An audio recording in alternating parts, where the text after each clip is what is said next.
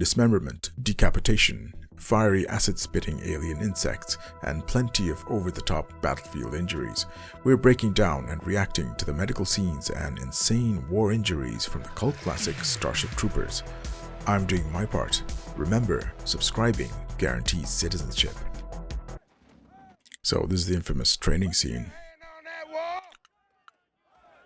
Man, you're gonna regret opening your mouth earlier, Jake Busey. The enemy cannot push a button if you disable his hand. Medic! That's a pretty nasty injury. So that knife went right through and through and got stuck in the wall behind him. So it's gone through the bones. So it's probably fractured his metacarpal bones, and it's possibly also severed some of the tendons from the muscles, the flexor digitorum superficialis and the flexor digitorum profundus. Those are the muscles that help you flex your fingers. And he won't be able to sort of wriggle his fingers like you see afterwards. That's the special effects team should have taken some medical advice there. But yeah, that's a nasty injury. He's gonna spend some time under the knife getting all those tendons repaired. Oh, great. Live ammunition with rookies. Always a good idea. So they're stunned by the green lasers? Okay. Oh wow. Breckenridge in the line of fire. That's not gonna end well. How come whenever something goes wrong, it's always you, Breckenridge? It must be because you're big and dumb. Oh, head blown.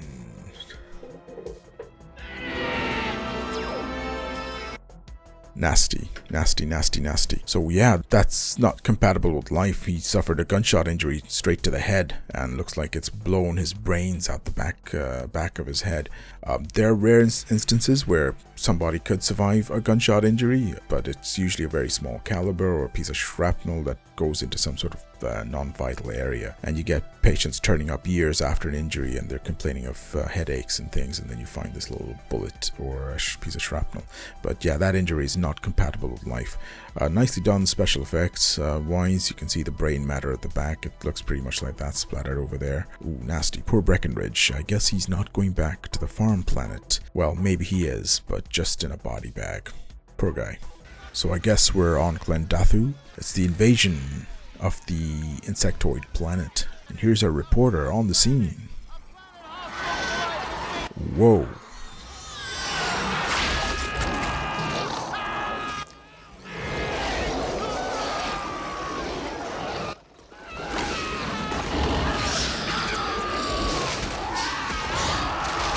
Oh, snapped him in half. So yeah, that's not, I don't think that's compatible with life. It just, where he snapped him, it was probably through his thorax or his abdomen.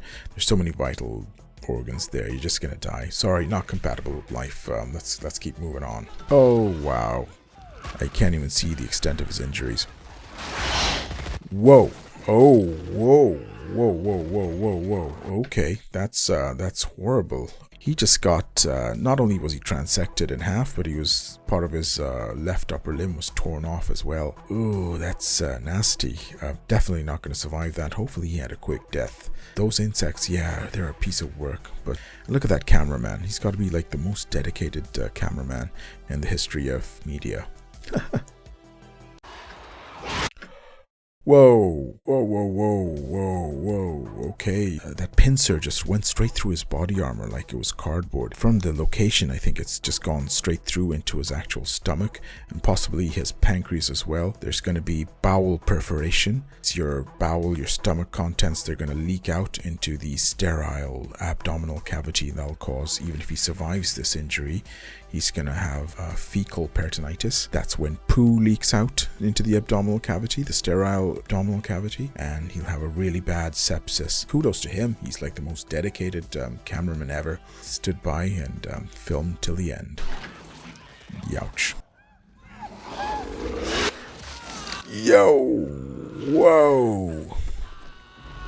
Okay, so he had a little bite left in him, or at least a little sting. That's again another nasty injury. That's to the thigh. It looks like the front aspect of the thigh. There are a lot of vital structures there, especially blood vessels. So the femoral artery, it's one of the big arteries going to the legs. And the thing is, if you cut it, or if it gets transected, it bleeds really fast, so you could bleed out and die from that. He might not survive that unless he gets urgent medical attention. Oh, this is cool. So this is a real neat insect soldier.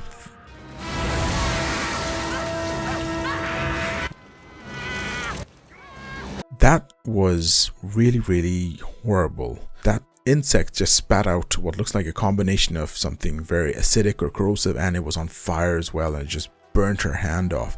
I'm hoping she should survive because it probably just cauterized all the bleeding. So your main concerns here is going to be bleeding and shock from the pain, but the nerves were all transected and the blood vessels are all cauterized, so hopefully it won't be that bad and she should survive. That's a really deadly sort of weapon to use by the insects. Yeah, one up on them. Don't celebrate too soon, Dizzy. Oh no. Oh great, so those two injuries again, possibly life-ending, but I think it's missed her heart. Pincers went into her thorax, and if you get penetrating trauma to the chest, what you're concerned about is damage to the lungs, obviously, and there's going to be bleeding into the spaces around the lungs, and there's going to be leakage of air into the spaces around the lung. So that's called either a pneumothorax, which means there's air in that space, or a hemothorax, or blood collecting in that space. And that's really dangerous because that can compress on the lung and collapse it, and you won't be able to breathe essentially. So what you do on that situation is you'll have to put in what's called a chest drain really quickly. Oh my god, and she's been just thrown around like a rag doll. Oh wow. Oh good. It's left in. Oh my god. No. Don't pull it out. Don't pull it out. No. There we go. They're pulling it out. There you go. But she could survive it if they didn't pull that pincer out. Because when they pulled it out, they probably brought half of her spleen with it. So she's probably got a splenic rupture, splenic injury. So your spleen is another organ inside your abdomen, and it's very vascular. It's got lots of blood vessels in it. So any damage to that, it's going to bleed like crazy. So you want to avoid that. And that pincer, I'm pretty sure, went through there and ruptured her spleen, so she's going to bleed out. What they got to do here, if they really want to save her, is quickly resuscitate her, take care of the catastrophic hemorrhage. I think her airway's okay, breathing might not be okay. They might need bilateral chest drains to make sure she doesn't have a hemothorax or a pneumothorax. And then, of course, just pump her full of crystalloids and blood products. It's going to be a major hemorrhage here. They should manage it because they're supposed to be an advanced society in the future, but if you watch this movie, you know what's going to happen. Ooh. It's the tanker again. Okay, that looks a bit quirky. If you suffer acid burns and flame burns, you don't melt unless you're made of plastic. So that wasn't very realistic, but it would have been a horrible way to die. Yeah, I remember this scene. Yeah, you know what's gonna happen. Okay. Yep, sucking his brains out. Oh my god. Wow, okay, so that again is not compatible with life. As soon as that spike goes in, even if it misses some of the, what's called the cerebral cortex, or the higher brain, if it goes down into the brain stem, that's sort of at the back of your head, and that contains all the centers that control your breathing, your heart rate, all the vital functions in your body, sort of the automatic functions of your body, what you do without thinking. So as soon as that hits that and it disrupts all that, I'm surprised he's even gasping for air. He shouldn't be. He should just flop over. And no, your head does not retract if your brain is sucked in, but it looks cool anyway. Probably not a horrible way to go, because he might not feel anything as soon as his brain is all turned to mush.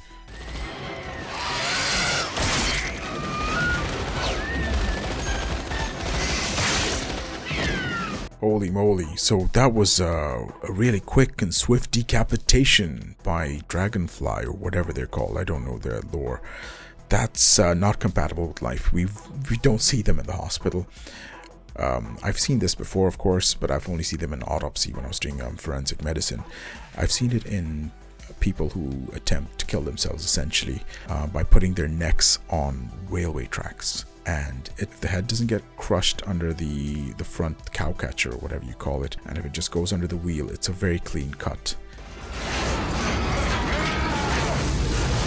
Oh, that sucks.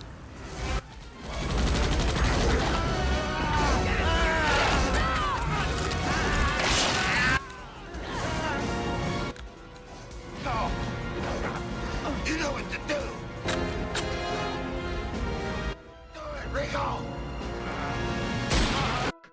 Oh, that's sad. So he had a traumatic bilateral above knee amputation, is what we call it. So his legs were taken off just above the knees, or sort of mid-thigh. So you'd think that's catastrophic, but it is survivable. So I'm sure they've got the CAT hemostats, or the tourniquets that the military usually uses on this, in this sort of situation. And they can put 2 of those tourniquets on his thigh to sort of stop the bleeding. Get a rapid IV line and start transfusing plasma, blood products, etc. and get him on the dropship. It's okay to live without legs as long as you're alive. Whoa.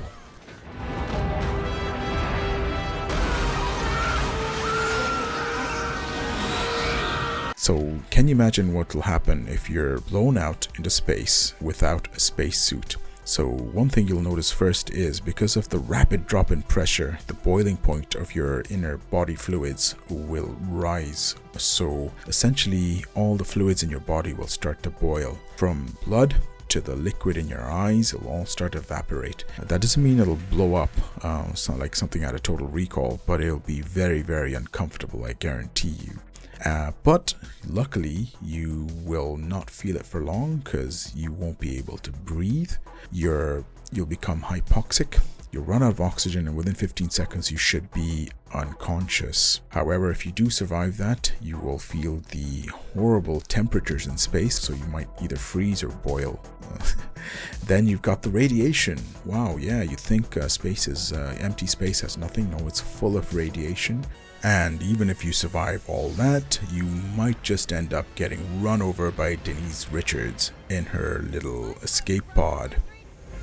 Boink. I love doing wild things. So no, going out in space without a spacesuit is not compatible with life. Anyway, I hope you enjoyed watching this. Let me know in the comments if there's any other scenes in Starship Troopers or any other film that you'd like me to break down. And so please remember to subscribe, leave a comment, leave a like, and I will see you in the next one. Stay healthy, stay safe, and remember, subscription guarantees citizenship.